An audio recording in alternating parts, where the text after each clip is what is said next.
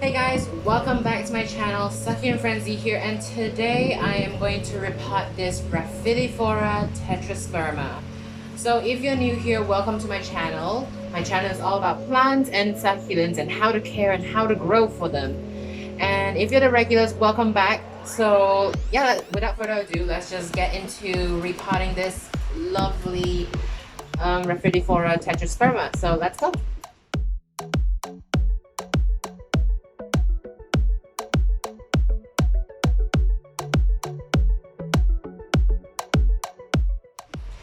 Alright, so we're back.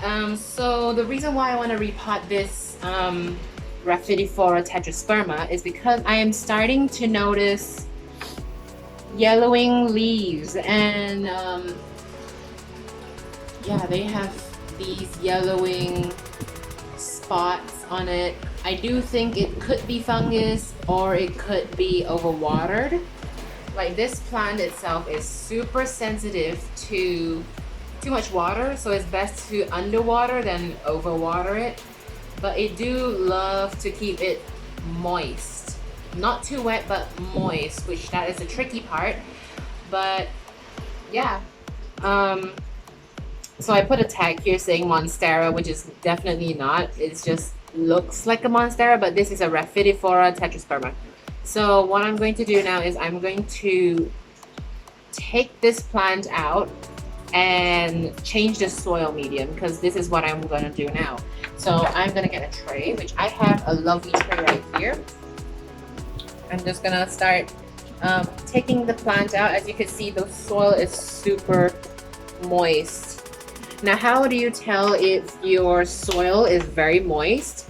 Simply by just getting a skewer. If you have a skewer or a wooden chopstick, just stick it into the soil, and if it comes out clean and dry, then your soil is ready for watering. Now, if it's not and it's still sticking with dirt and it's still moist, then you can see it's darkened.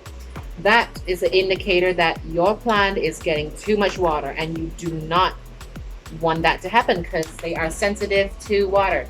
So what you're gonna do now is I'm just gonna take this lovely baby out because it's a precious little plant.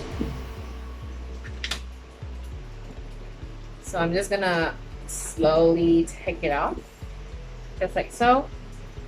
Now this this plant here is actually given from my neighbor's friend, so it is just a cutting, and the roots is just this little itty bitty patch that I let it grow out in the water for a little bit more longer. So now I repotted it. I just repotted it like a few days ago, like 4 days ago, and I started noticing there is these dots right here. Not sure if you can see it, but you can see the yellowing spots. You can see the tip is getting toasted and brown and yellow. So this is the reason why I repot it, because I think it could be overwatered by the soil. So when I pot this up, I was still new to the house plants, but when I potted up, I thought of elevating the soil. So what I did was I actually put foam, which you're not supposed to put foam, but now I learned my lesson, so I'm gonna tip every single thing out. So I'm just gonna do this real quick. Now, not just putting foam in here, but I actually put a piece of container. Like, I cut out a container, and yeah. So you can see how wet this soil is. So I'm just gonna put it aside. And my plant, I'm gonna put it aside as well. So as you can see, the soil here, it doesn't look wet, right? But it's absolutely damp. You could see you could feel it. You could feel it super wet and moist, which you do not want it, even though they say it's a moist loving plant but not wet loving plant, so there's a difference between them. So what I'm going to do now is I'm just going to rip the container out using my hands. I know I'm not using my gloves this time, but I'm just going to do it real quick. As you can see, so this is what I did. So this is a plastic container. I should drill a couple more holes on top, which I did not because I forgot. But there is a couple of holes on the side. That way the soil gets aerated, and inside here there isn't anything at all. So I'm just gonna put this side as well. And yeah, these are the foam pieces I use, which you're not supposed to use. And my mistake on that. So the reason why you're not supposed to use foam is because you do not want the water to be absorbed by this. You don't want it to be like a sponge and just hold water and turn it to mold and fungus, which that is the thing that you do not want. So I'm just gonna put those and probably just throw and dispose of. So here we go.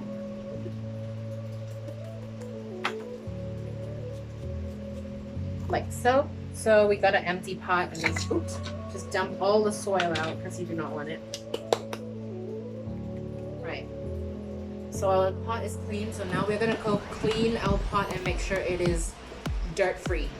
And just make sure there isn't any more fungus or mold or the spores could be in there. So we're gonna do that real quick and I'll be right back. All right, so we have washed our pot right here. So we're gonna let it dry. Now we're gonna do is the soil medium. So for houseplants and succulents, you wanna have a soil medium that is super porous and is well drainage. So what I'm going to do is I'm going to show you guys what I'm going to prepare here. So we got a container for mixing the soil. We got cocoa peat. Here it is. We got a little bit of perlite, just a little bit left because this is all I have. So I'm going to deal with it.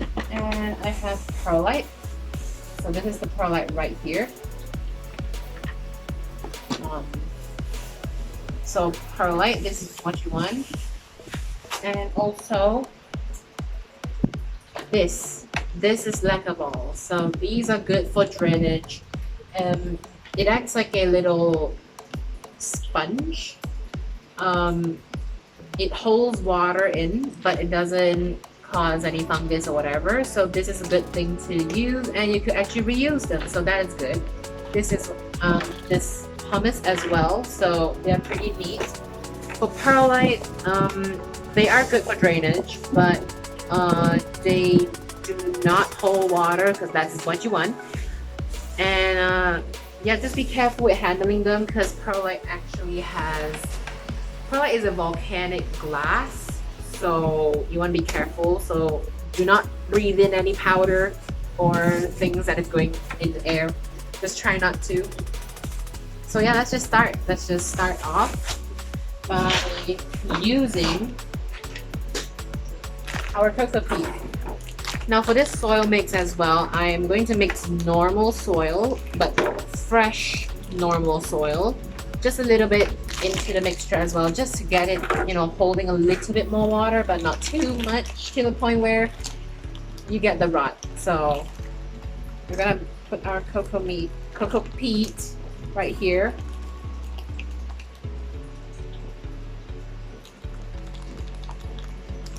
You know what? That pot is too big, so I'm gonna probably use this entire bag of cocoa peat. So, or not. I'm just gonna mix first because I do not want to have issues of things overspilling. So here we go. Okay. Now for handling this, you need to have a spade. So here it is. This is a tool that you want to use for stirring your mixture. I'm going to go and add some perlite into this mixture. There we go. Now be careful when applying perlite into your mix. So what could you do to remove the powder off of perlite bags like this? You could actually just use water and poke a couple of holes, small enough, that way the perlite doesn't flow out from the bag, and you just fill it and rinse it through. That way the perlite glass, they'll be falling off and washed away. So what you want to do now is you have this mixture right here. So this is, so this is 1 part perlite and 1 part cocoa peat here for my calculations, I guess. So you want to mix it well. Make sure you mix it all in.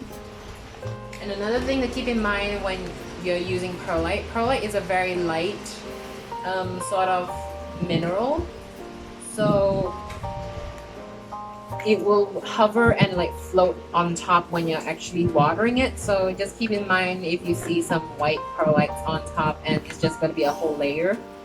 So if you want to prevent that from happening, you can actually put pebbles on top just to hold the soil down. That way the perlite stays inside instead of floating out, and you have perlite all over the floor and all over the place when you're watering it. So just keep that in mind because that is very important. Okay, so here is the mix. It looks super nice. Now I'm gonna mix pumice. This is pumice right here. I'll probably use the whole container because this is all I have, so just get it all in there.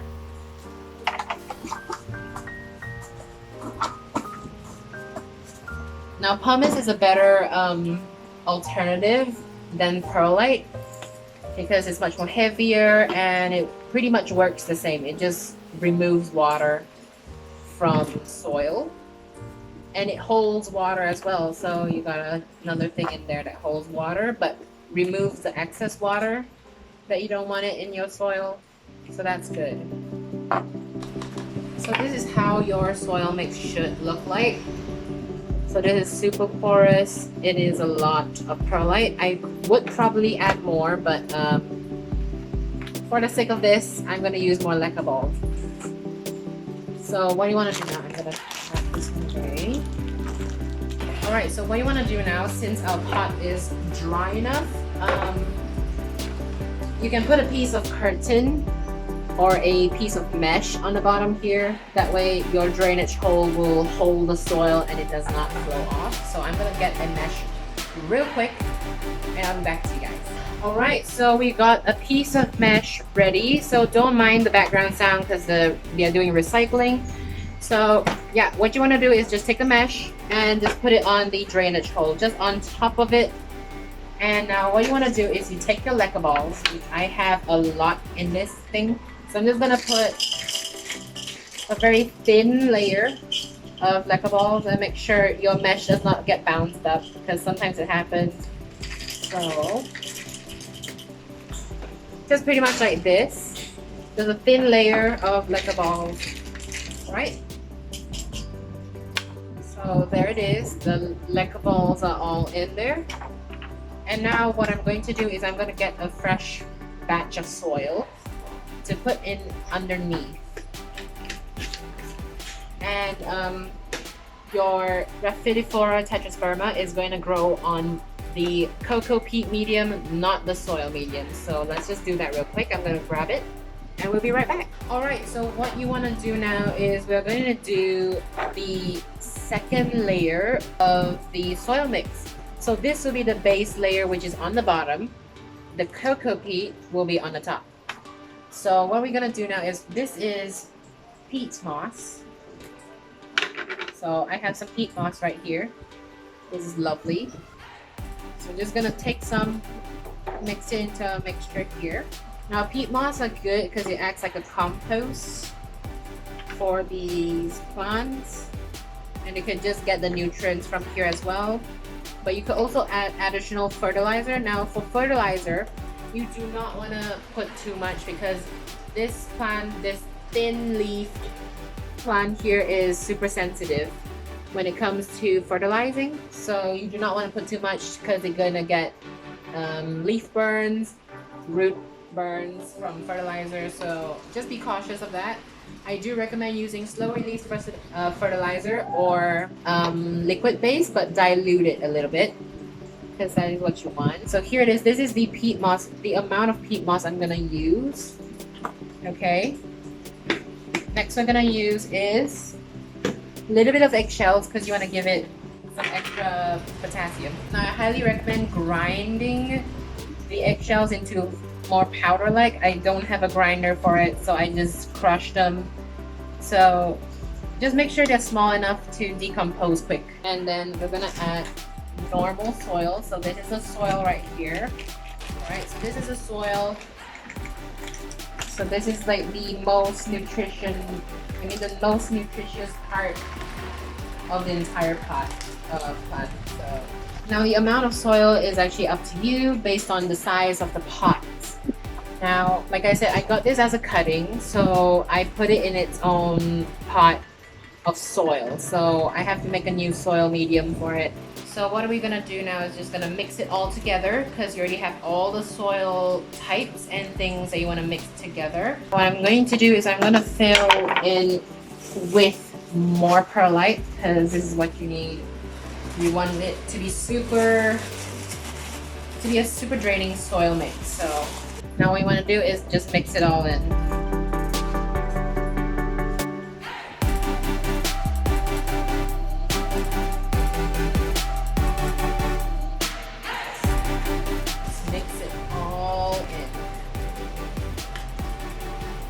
If you have any chunks of soil and peat moss, you can just break that up and just let it be.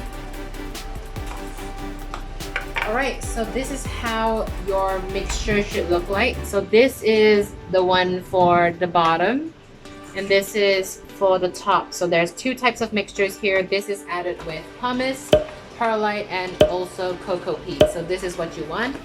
And the bottom one, this is added with perlite, peat moss, normal soil, rice hulls, a little bit of fertilizer, and lava rocks, just a little bit, and also a bunch of cocoa fiber and stuff. So this is the part where the plants get nutrients, so I do not need to feed it fertilizer anytime soon. And this is the part where is lack of nutrients. So this is the part where the plant just anchors itself and the roots will grow downwards. So that is what my plan is. So now what you want to do is you take your soil right here and just start filling it in. Now let's just do that real quick. Okay, there's some of this in the nooks and crannies, so take it all out, fill it all in, shake the pot, shake the thing to fill it. Alright, so this is how it looks like. Super nice, super neat. So I'm gonna remove this tray because this is the tray that I use for water. Okay, and then the next row we're gonna go for is cocoa peat. So this I'm just gonna add it in just like so. Now it looks very nice and neat. Alright, so we have the soil mix in. Now it's time to plant our lovely baby right here. But before I do that, I just want to make sure that this part is not fungus. So what I'm going to do is I have some fungus and neem oil solution just pre-mixed behind me. So I'm going to grab it real quick. So this is it. This is the fungus, like fungicide and also neem oil solution I'm going to use to spray on the leaves, these poor leaves. So I'm going to do that real quick. Just